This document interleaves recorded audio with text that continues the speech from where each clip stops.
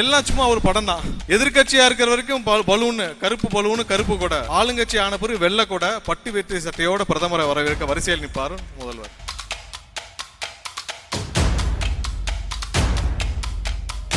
ஏன் எதிர்கட்சியா இருக்கப்ப நீங்க விட்ட கருப்பு பலூன்ல அட்லீஸ்ட் வர்றப்ப உங்க எதிர்ப்பையாவது நேரடியா காட்டலாமே. ஒரு நிமிடம் கூட பிரதமருக்கு மனம் நோகாமல் செயல்படணும்னு சொல்லி ஒவ்வொரு நொடியும் செயல்பட்டு விட்டு மேடையில் இருக்கிற வரைக்கும் வெளியில் இருக்கிற வரைக்கும் ஒன்றியம்னு கூப்பிடுவாங்க. பிரதமரை மேடையில வச்சுட்டு ஒரு முறை கூட ஒன்றிய அரசுன்னு சொல்லல, இந்திய அரசுன்னு மாத்திருவாரு முதல்வர் ஸ்டாலின் அவர்கள். 40 ஆண்டுகளாக 50 ஆண்டுகள் அரசியலும் அரசியல்வாதிகளையும் பார்த்து வெறுத்த மக்கள் ஒரு மாற்றத்தை விரும்ப ஆரம்பிச்சிருக்காங்க. ஒரு மாற்றம் தேவைன்னு நினைக்க ஆரம்பிச்சிருக்காங்க.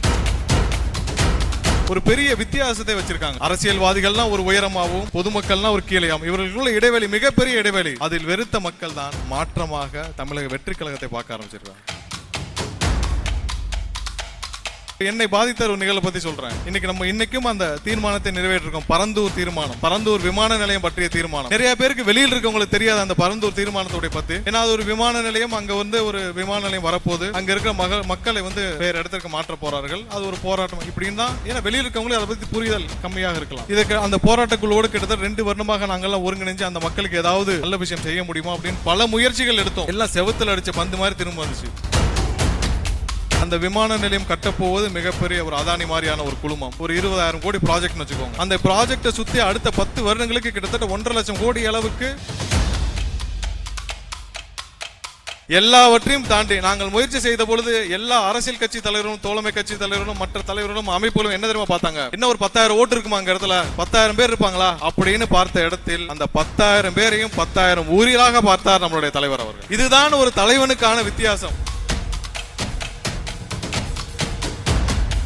சிபிஐ விசாரணை நியாயமாக விசாரணை நடக்க வேண்டும் என்ற உயர்நீதிமன்றம் கொடுத்த உத்தரவை உடனே நிறுத்த வேண்டிய அவசரம் என்ன? இந்த அவசரம் வேற எதுல காட்டிருக்கீங்களா? 4 வருடமாக போதைப் பொருள் புழக்கம் அதிகமா இருக்கு, கள்ளச்சாராயம் அதிகமா இருக்கு, கஞ்சா விற்பனை அதிகமா இருக்கு. தனி எஸ்ஐடி போட்டீங்களா? தனி விசாரணை குழுவாவது போட்டீங்களா? தனியா ஒரு துறையாவது கிரியேட் பண்ணீங்களா? ஒரு பாலிசி கிரியேட் பண்ற இடத்துல இருக்கிற முதல்வர் எதுவுமே செய்யாமல் வேடிக்கை பார்க்கறதுக்கு அந்த பதவி. கடந்த 1 வருடமாக நாம என்ன சொல்றோமோ தலைவர் அறிக்கை வந்தா அடுத்த நாள் சொல்யூஷன் வந்துடும். எப்படி பரந்தூரில் அடுத்த நாள் அறிக்கை வந்துச்சு, அதே மாதிரி கடந்த முறை ஜல்லிக்கட்டு நடந்தப்ப எல்லாரும் பார்த்திருப்பீங்க. ஒன்றுமே இல்லை, எந்த தகுதியும் இல்லை. அந்த குடும்பத்தில் பிறந்த ஒரே காரணத்திற்காக துணை முதல்வராக நியமிக்கப்பட்டார். அரசியல் சாசனம் உங்களுக்கு அந்த இடம் கொடுத்ததால் நீங்க வேணா விஐபி கேர்ல உட்காரலாம். ஏன்னா அரசியல் சாசனம் உங்களுக்கு ஜல்லிக்கட்டு நடத்துறப்ப விஐபி கேர்ல ஏன்னா துணை முதல்வர் உட்கார்ந்துக்கங்க. அதை பார்க்க வேண்டிய கட்டாயத்தில் பொதுமக்கள் இருக்கிறார். வேலை வேண்டுமா? ப்ளூ ஓஷன் இருக்கிறது. 10th 12th டிப்ளமோ டிகிரி படித்தவர்களுக்கு உணவு, தங்குமிடம், இஎஸ்ஐ, பிஎஃப் இன்சூரன்ஸ் உள்ளிட்ட சலுகைகளுடன் அனுபவத்திற்கேற்ற நல்ல சம்பளம் 15,000 முதல் 30,000 வரை. பெண்களுக்கு முன்னுரிமை. 2,000க்கும் மேற்பட்ட வேலை வாய்ப்புகள் உள்ளன. இப்போதே தொடர்பு கொள்ளுங்கள். Blue ocean. கிட்டத்தட்ட கட்சி ஆரம்பிச்சு 1.5 வருஷம் ஆச்சு. 1 வருஷம் 2 மாசம் ஆச்சு. 2 மாசத்துல தமிழகம் முழுவதும் ஒரு புது உணர்வு கிட்டத்தட்ட எல்லா இடத்திலும் அது உணர முடிகிறது. என்னன்னு பாத்தீங்கன்னா பொதுமக்கள் கிட்டத்தட்ட 40-50 ஆண்டுகளாக 2 தலைமுறைன்னு சொல்லலாம் அரசியலை விட்டே வெறுத்து ஒதுங்கி இருந்த பொதுமக்கள், பெண்கள், இளைஞர்கள் இன்னைக்கு இந்த 1 வருஷமாக ஒவ்வொரு அரசியல் நிகழ்வையும் உற்று நோக்கி கவனிச்சு ஆரம்பிச்சிருக்காங்க. எல்லாரும் அதை உணர்ந்திருப்போம்.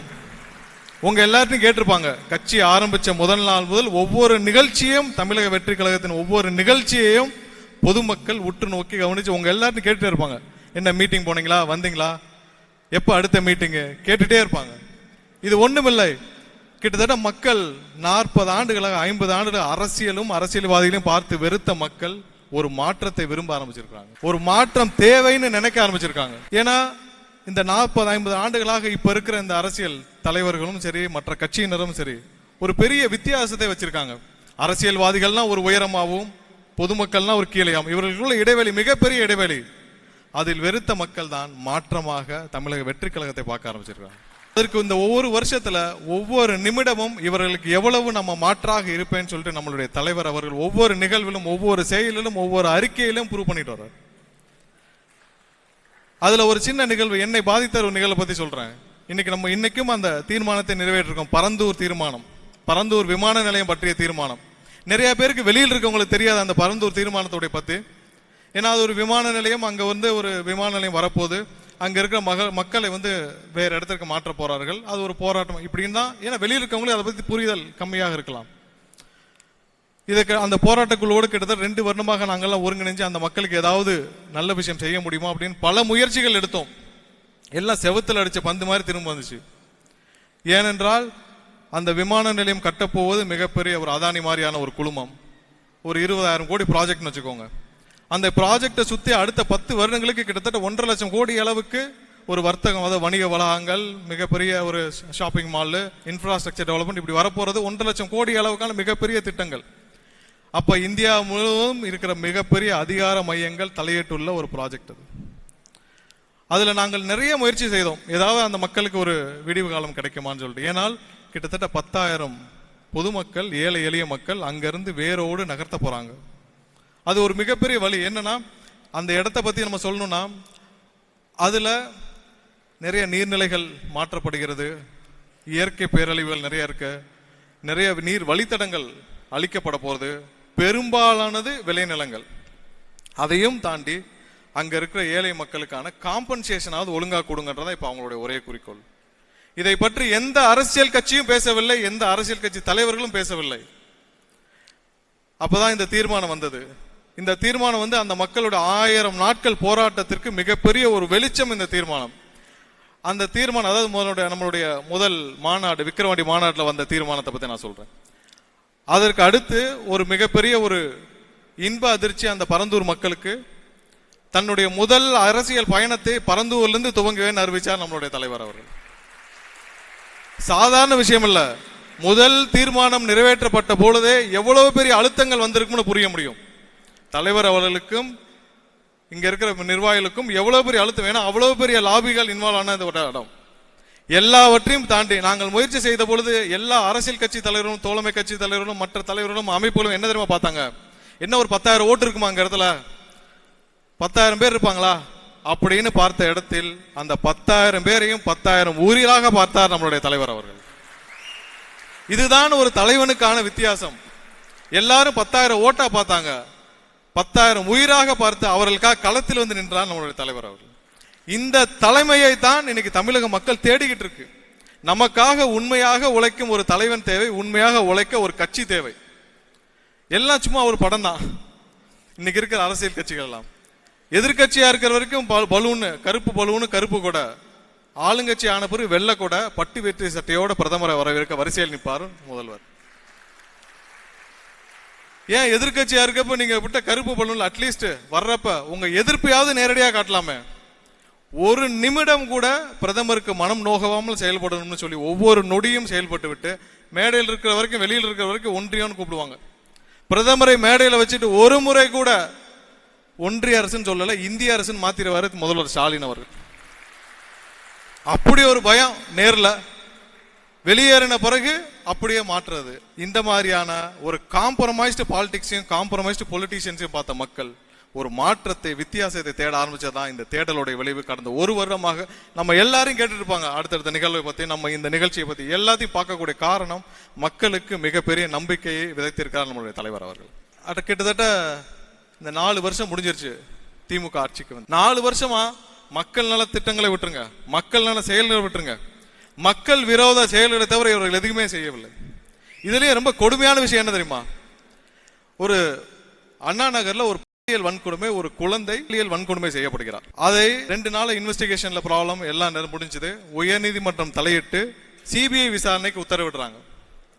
சிபிஐ விசாரணைக்கு உத்தரவிட்ட உடனே திரு ஸ்டாலின் அவர்கள் தலைமையிலான இந்த அரசு உச்ச நீதிமன்றம் போய் அதை அப்பீல் பண்ணி அந்த சிபிஐ விசாரணைக்கு தடை கேட்டார்கள். அது அங்க கொட்டு வாங்கினாங்க, அது வேற விஷயம். என்ன சொல்ல விரும்புறாங்க அவங்க? சிபிஐ விசாரணை நியாயமாக விசாரணை நடக்க வேண்டும் என்ற உயர்நீதிமன்றம் கொடுத்த உத்தரவை உடனே நிறுத்த வேண்டிய அவசரம் என்ன? இந்த அவசரம் வேற எதுல காட்டிருக்கீங்களா? 4 வருடமாக போதைப் பொருள் புழக்கம் அதிகமா இருக்கு, கள்ளச்சாராயம் அதிகமா இருக்கு, கஞ்சா விற்பனை அதிகமா இருக்கு. தனி எஸ்ஐடி போட்டீங்களா? தனி விசாரணை குழுவாவது போட்டீங்களா? தனியா ஒரு துறையாவது கிரியேட் பண்ணீங்களா? ஒரு பாலிசி கிரியேட் பண்ற இடத்துல இருக்கிற முதல்வர் எதுவுமே செய்யாமல் வேடிக்கை பார்க்கறதுக்கு அந்த பதவி. நீங்க வேணா உங்க வீட்டுக்குள்ள உட்கார்ந்து கூண்டு கிளியாக இருங்க, ஆனா அதுக்கு லயபிலிட்டி பொதுமக்களாக இருக்க முடியாது. ஒவ்வொரு இடத்திலும் உங்களுடைய நீங்க செய்யற தவறுகளால் பொதுமக்கள் ஒவ்வொரு நாளும் பாதிக்கப்படுறாங்க. இதை கேட்பதற்கு யாருமே இல்லை. இதுவரைக்கும் நாம கடந்த ஒரு வருடமாக நாம என்ன சொல்றோமோ, தலைவர் அறிக்கை வந்து அடுத்த நாள் சொல்யூஷன் வந்துடும். எப்படி பரந்தூரில் அடுத்த நாள் அறிக்கை வந்துச்சு, அதே மாதிரி என்கிட்ட ஒரு பத்திரிகையாளர் என்கிட்ட கேட்டார், என்னங்க மாதிரி உங்க தலைவர் வந்து போன தடவை பண்ணையாருன்னு சொல்லிட்டாரு அப்படின்னு. நான் ஒரே ஒரு உதாரணமா சொன்னேன் மக்களே, ஒன்றும் இல்லை, எவ்வளவு பொதுமக்கள் இளைஞர்கள் இங்க இருக்கிற எல்லாரும் போராடி ஜல்லிக்கட்டை பெற்றாங்கன்னு தெரியும். அப்ப அந்த ஜல்லிக்கட்டை ரத்து செய்யும் பொழுது அதை வேடிக்கை பார்த்து அந்த கூட்டணி கட்சியில் இருந்தவர்கள்லாம் திமுக. கடந்த முறை ஜல்லிக்கட்டு நடந்தப்ப எல்லாரும் பார்த்திருப்பீங்க, ஒன்றுமே இல்லை, எந்த தகுதியும் இல்லை. அந்த குடும்பத்தில் பிறந்த ஒரே காரணத்திற்காக துணை முதல்வராக நியமிக்கப்பட்டார். அரசியல் சாசனம் உங்களுக்கு அந்த இடம் கொடுத்ததால் நீங்க வேணா விஐபி கேர்ல உட்காரலாம். ஏன்னா அரசியல் சாசனம் உங்களுக்கு ஜல்லிக்கட்டு நடத்துறப்ப விஐபி கேர்ல ஏன்னா துணை முதல்வர் உட்காந்துக்கங்க, அதை பார்க்க வேண்டிய கட்டாயத்தில் பொதுமக்கள் இருக்கிறார்.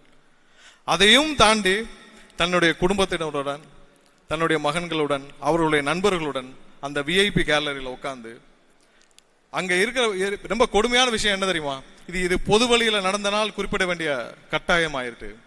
இதே இதுல வேற எங்கேயாவது நடந்தது நம்ம இதை கண்டுக்க போறதில்ல. அரசியல் சாசனத்தால் இந்தியன் கான்ஸ்டிடியூஷனால் அங்கீகரிக்கப்பட்ட ஒரு கலெக்டர் ஓரமாகவும், ஒரு ஐபிஎஸ் எஸ்பி ஐஜி ஓரமாக நிற்க வைத்து விட்டு, மினிஸ்டர் ஓரமா நிற்க வச்சுக்கிட்டு, எம்எல்ஏ எல்லாம் ஓரமா நிற்க வச்சுட்டு, மேல குடும்பத்துடன் உட்காந்து ட்ரோன் விட்டு விளையாண்டு இருக்கிறது, போராடி ஜல்லிக்கட்டை பெற்ற மக்கள் ஓரமா கீழே உட்கார்ந்து இருக்கிறப்ப நீங்க மேல உட்கார்ந்து அந்த மக்கள் ஒரு நிமிஷம் அந்த மக்கள்லாம் ஓட்டு போட்டு தான் நாங்க உட்கார்ந்துருக்கேன்னு ஒரு நொடி நீங்கள் நினைத்திருந்தால் அந்த பண்ணையார் புத்தி வந்திருக்காது. இதுதானே பண்ணையார்தனம். இந்த நிலைமை மாற வேண்டாமா? யாரு உங்களுக்கு அந்த பிரிவிலேஜ் கொடுத்தான்? அங்க உட்கார்ந்து அந்த கேலரியில உட்கார்ந்து குடும்பத்துடன் உட்கார்ந்து இருக்க வேண்டிய அந்த பிரிவிலேஜ், அந்த முக்கியத்துவம் உங்களுக்கு எப்படி கிடைச்சது? அந்த மக்கள் ஓட்டு போட்டு தானே. நீங்க ஒன்னும் இந்த நாடும் இந்த நாட்டு மக்களும் உங்களுக்கு மொத்தமா குத்தகைகளை எழுதி கொடுக்கல. இது எல்லாம் மக்கள் ஓட்டு போட்டு ஒவ்வொரு நாளும் ஓட்டு போட்டு கொடுத்துருக்காங்க. இந்த நிலைமை மாற வேண்டும் என்று தான் தமிழக மக்கள் ஒவ்வொரு நாளும் நினைத்து கொண்டிருக்காங்க. 40 வருஷம் 50 வருஷம் வழி இல்லை, இன்னைக்கு கிடைச்சிருக்கு. அதுதான் இன்னைக்கு ஒவ்வொரு இடத்திலும், ஒவ்வொரு தெருவிலும், ஒவ்வொரு வீடுகளிலும் நமக்கு ஓட்டு தயாராகிட்டு இருக்கு. என்கிட்ட ஒரு மாணவன் வந்து கேட்டான், கிட்டத்தட்ட டிப்ளமோ முடிச்சிடலாம், ஒரு வாரத்துக்கு முன்னாடி பார்த்தேன், அண்ணா அடுத்த தேர்தலில் தளபதிக்கு தானே ஓட்டு அப்படின்னா. நான் ஃபர்ஸ்ட் பார்த்தேன், தம்பி நீ ஓட்டர் ஐடி வச்சிருக்கான்னு கேட்டேன். ஏன்னா அண்ணன் கேட்டான், அண்ணன் கட்சி ஆரம்பிச்ச உடனே பதிவு பண்ணிட்டேன், ஓட்டர் ஐடி வந்துருச்சு, ஓட்டர் ஐடி வந்துருச்சு, வீட்லயும் எல்லாத்தையும் கேட்டேன், எல்லாத்தையும் ஓட்டருக்கு எந்த பூத் இருக்கு பார்த்துட்டேன்னா, இவ்வளவுதாங்க பூத்து கமிட்டி, இதுதான் பூத்து கமிட்டி. கிட்டத்தட்ட ஒவ்வொரு இல்லத்திலும் இருக்கிற கோடிக்கணக்கான பெண்கள், கோடிக்கணக்கான மக்கள், ஒவ்வொரு இல்லமும் நமக்காக தயாராயிட்டு இருக்கு. தளபதி மேல, தலைவர் மேல உள்ள நம்பிக்கையால தயாராயிட்டு இருக்கு. கிட்டத்தட்ட 60களில் இதே மாதிரி பெரியவர்களுக்கு தெரியும், 60கள் இதே மாதிரியான ஒரு இளைஞர்கள், மாணவர்கள், பெண்களுடைய புரட்சி ஏற்பட்டுச்சு. அன்னைக்கு அண்ணா அவர்கள் மட்டும்தான், வேற எந்த கோபால்வரமும் இல்லை, அண்ணா அவர்களுக்காக மட்டுமே, அண்ணாவின் சொல்ல கேட்டு மட்டுமே அந்த புரட்சியின் விளைவாக அன்று ஆட்சியை கைப்பற்றிய திமுக. அப்பயும் இதே மாதிரிதான், திமுகவிற்கு எந்த கட்டமைப்பும் கிடையாது, பூத்து கட்டமைப்பு கிடையாது, எந்த கட்டமைப்பும் கிடையாது. அன்னைக்கு நிறுத்தப்பட்ட வேட்பாளர் எல்லாரும் இளைஞர்கள்.